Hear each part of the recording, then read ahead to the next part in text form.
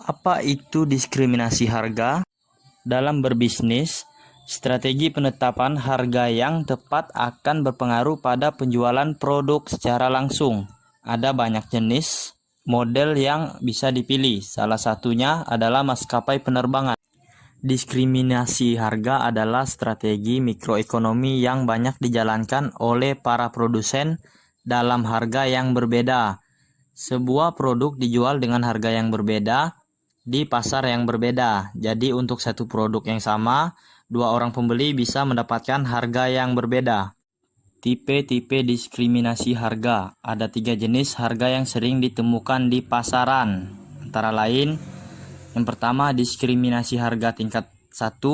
Pada model ini, penjual memesan harga tertinggi pada pelanggan sesuai dengan jumlah yang sanggup mereka bayar. Diskriminasi harga tingkat 2. Dalam tipe biaya ini, pelanggan dikenai yang berbeda tergantung pada kuantitas tertentu. Misalnya, tarif telepon semakin menurun setelah 10 menit waktu berbicara. Tarif listrik tergantung pada besaran daya dan konsumsi harian. Diskon atau poin yang diberikan oleh pengguna kartu yang memenuhi syarat tertentu. Diskriminasi harga tingkat 3.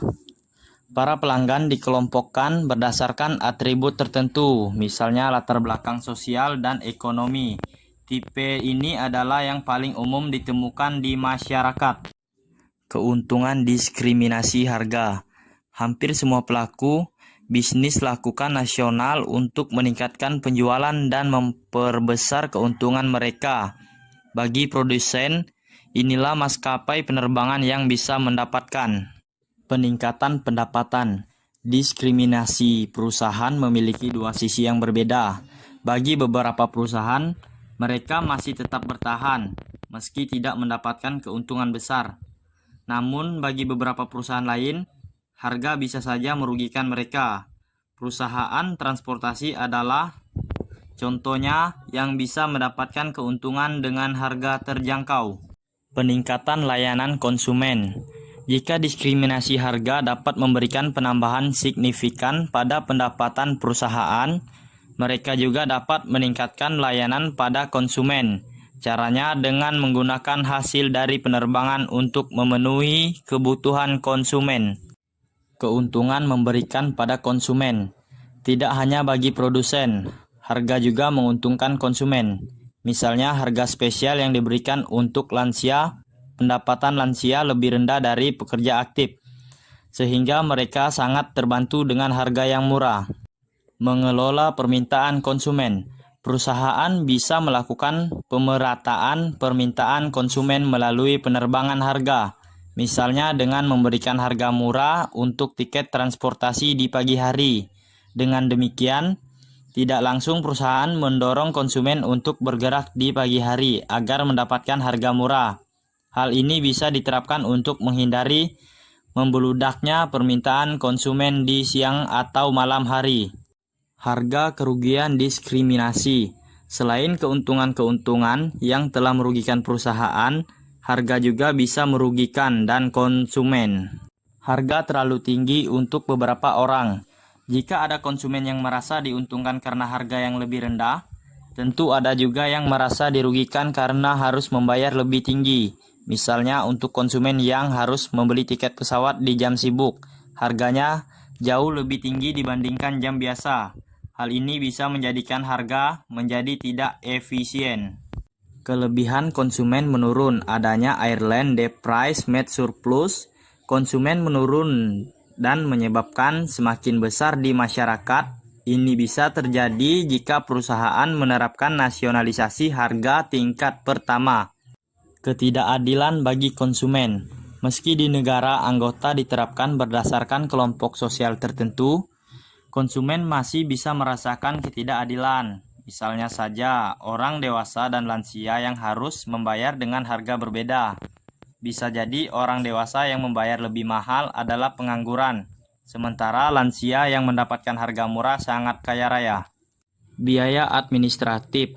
Dalam penerapan nasional, di mana konsumen dibagi ke dalam beberapa kelompok, diperlukan biaya yang besar. Biaya administrasi yang dikeluarkan perusahaan bisa meningkatkan peningkatan harga produk.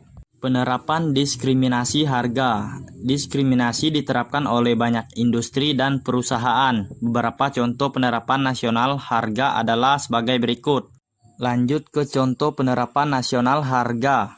Yang diantaranya terdapat industri transportasi. Transportasi adalah industri terbesar yang menerapkan harga nasional. Semua jenis transportasi, mulai dari darat, laut, dan udara memberlakukan harga yang berbeda-beda.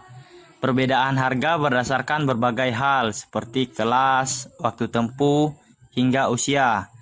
Ada pula perusahaan transportasi yang membedakan harga berdasarkan waktu tiket. Misalnya, tiket kereta api yang dijual jauh lebih murah pada 2 jam sebelum diketahui untuk rute-rute tertentu.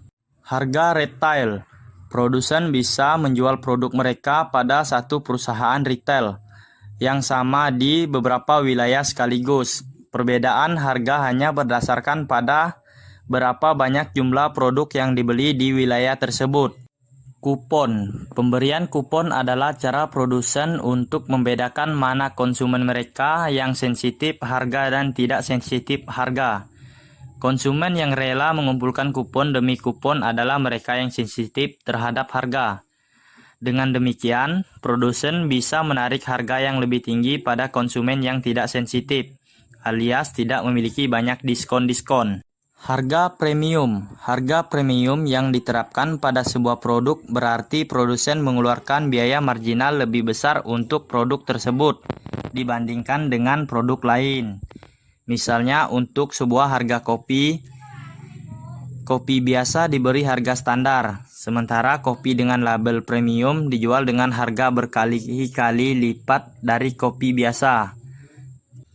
Model penerbangan dengan harga seperti ini sama seperti yang diterapkan untuk harga tiket pesawat dan minuman beralkohol premium. Penerapan diskriminasi harga ini dapat memberikan insentif tidak terduga bagi produsen, yaitu para konsumen yang rela membeli produk premium dan membayar dengan harga yang lebih mahal. Baik, demikian materi yang dapat saya sampaikan. Sekian dan terima kasih.